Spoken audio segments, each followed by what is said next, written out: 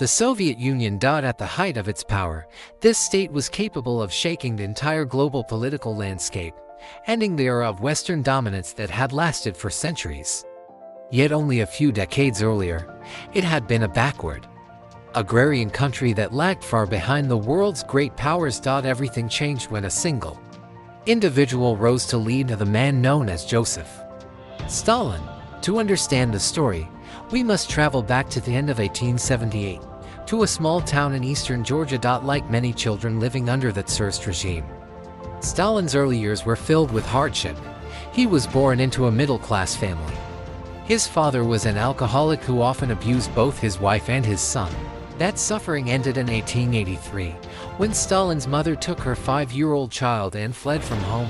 From then on, the two wandered from place to place, struggling to survive for nearly a decade. During this difficult time, young Stalin began to perceive the deep injustice and corruption within Tsarist society. Under the rule of Tsar Nicholas II, Russia's economy had collapsed, industrial production stagnated, unemployment rose dramatically, and the population was plunged into extreme poverty. In the city of Moscow, the number of beggars was greater than what we might today compare to social media influencers. But economic collapse was not the only problem. Russia had become a prison of nations. Not only minority ethnic groups, but even Russians themselves were subjected to exhausting labor. While the upper class indulged in luxury within the Winter Palace, these experiences left a profound mark on Stalin and planted within him the seeds of revolutionary thought. In 1894, at the age of 15, he was accepted into the Tiflis Theological Seminary, thanks to the recommendation of a local priest there. His passion for literature led him to join a secret reading circle, which circulated banned publications. Through these readings, Stalin encountered ideas that sharply criticized the injustices of the Tsarist regime. From these ideas, he discovered a new belief system, communism.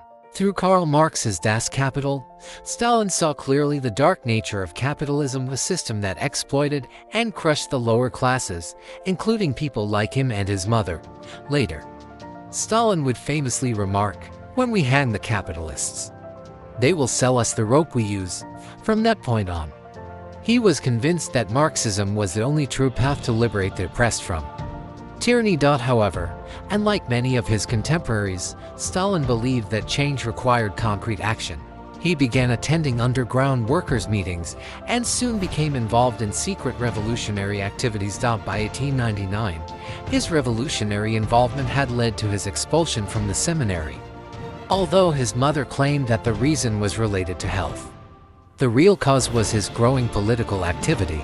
Afterward, Stalin briefly worked as a clerk at a meteorological station, but the repetitive nature of the job did not suit him. He soon returned to the underground revolutionary movement, participating in strikes and political gatherings across the Caucasus region. In May 1901, during the International Workers' Day, he organized a protest involving more than 3,000 participants, one of the largest demonstrations of that year. However, the Tsarist authorities responded with violence. Soldiers opened fire on the crowd, leaving many wounded and arrested. This incident shocked even his comrades, some of whom accused him of being too ruthless in his approach. Despite these criticisms, Stalin's influence continued to expand. Later that same year, he was elected as a member of the Tiflis Committee of the Russian Social Democratic Labor Party. In 1902, he led an operation to free imprisoned labor leaders, but the attempt failed, resulting in 14 deaths. Soon after, he was arrested and exiled to Siberia for 3 years. During his exile, the party experienced a major internal split between the Mensheviks and the Bolsheviks, the latter led by Vladimir Lenin. Stalin chose to align himself with Lenin, thereby establishing a political connection that would shape the course of his life. After being granted amnesty, Stalin attended several party congresses held in Europe. There, he realized that the revolutionary movement suffered from a severe shortage of financial resources. To address this, he began organizing robberies to fund the Bolshevik Party. The most notable of these was a 1907 bank robbery in Tiflis, which provided a large amount of money for the revolutionaries. By 1912, Stalin's loyalty and underground contributions led Lenin to appoint him as a member of the Central Committee of the Bolshevik Party. Soon afterward, he became the editor of Pravda, meaning truth. However, in 1913, he was again arrested and exiled to Siberia for 4 years. It was during this exile that he adopted the name Stalin, derived from the Russian word stol, meaning steel. From that moment, he was known as the Man of Steel. When the First World War broke out in 1914, the Russian Empire quickly fell into crisis.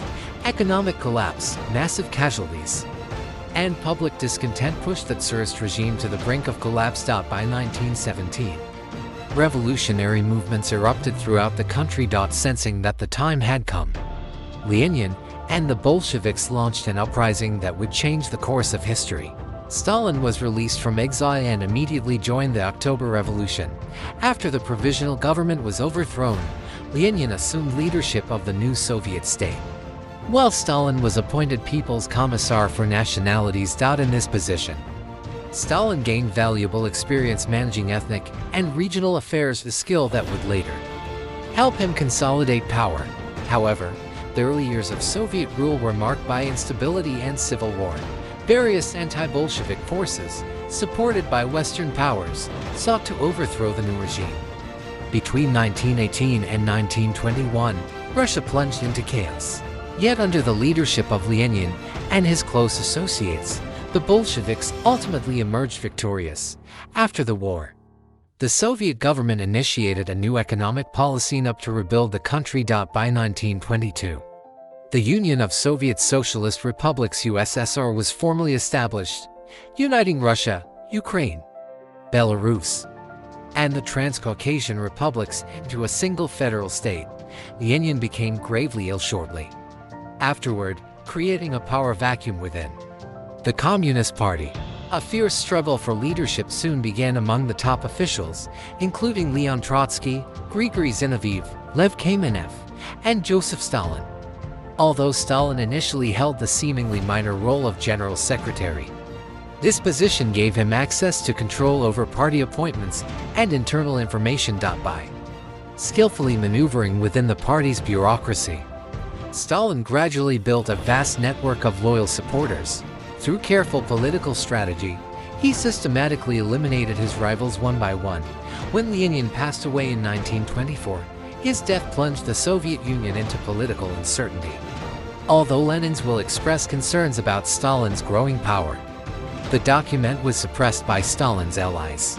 In the years that followed, Stalin skillfully isolated his rivals, first Trotsky, then Zinoviev and Kamenev, removing them from all positions of influence. By the end of the 1920s, Stalin had effectively become the unchallenged leader of the Soviet Union.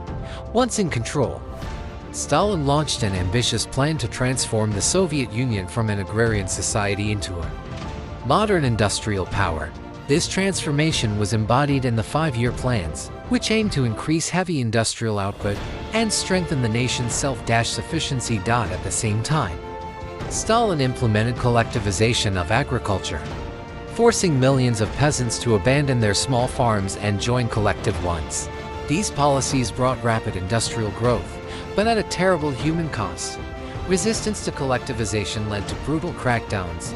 Millions were arrested, deported, or starved during the ensuing famine, particularly in Ukraine, an event later known as the Holodomor.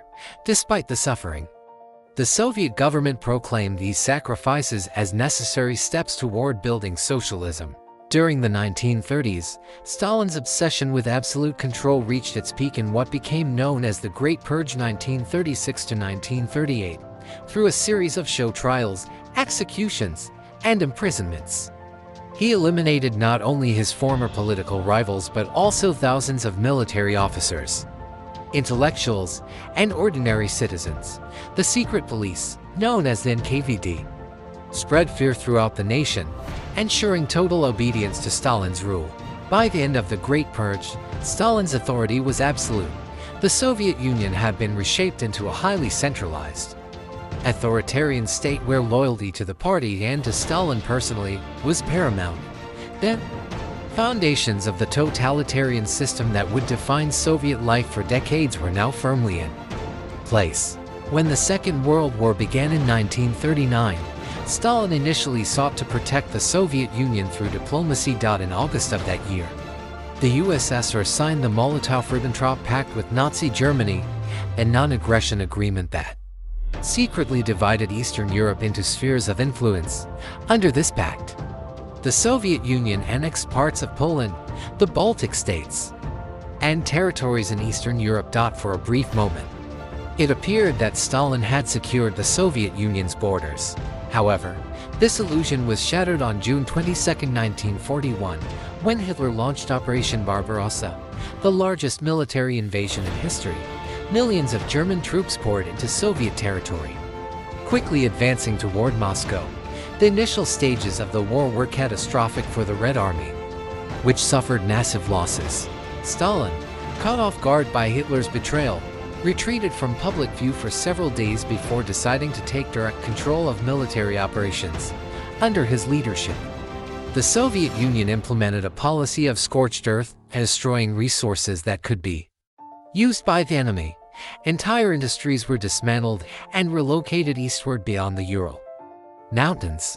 Despite unimaginable losses, the Soviet people displayed extraordinary resilience.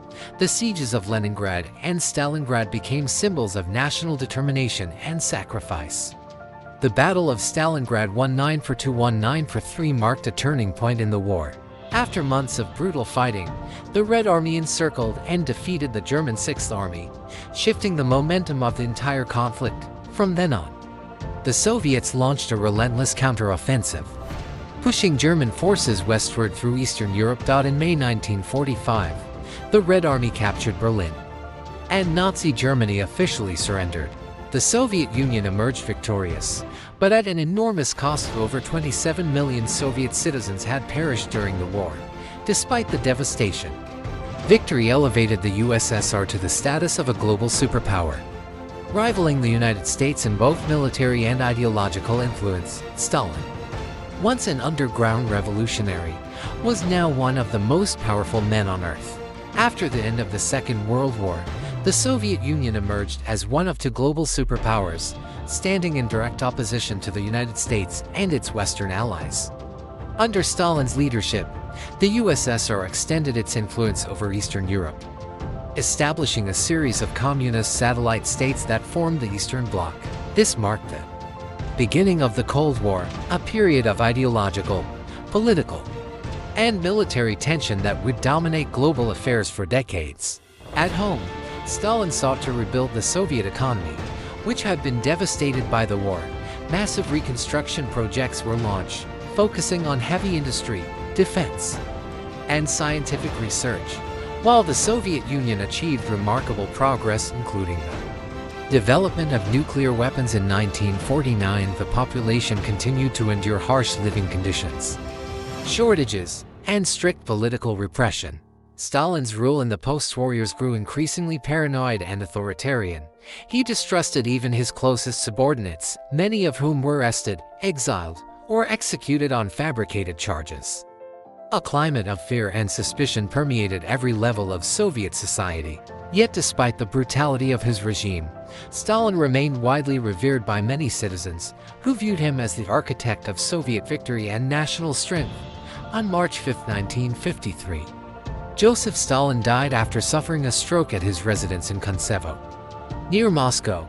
His death marked the end of an era that had defined not only the Soviet Union but also the course of the 20th century. In the years that followed, his successors began the process of de-Stalinization, publicly denouncing his cult of personality and many of his repressive policies. Stalin's legacy remains deeply controversial. He transformed the Soviet Union from a backward, agrarian country into an industrial and military superpower. Yet this achievement came at an immense human cost. Millions perished through famine, purges, and forced labor.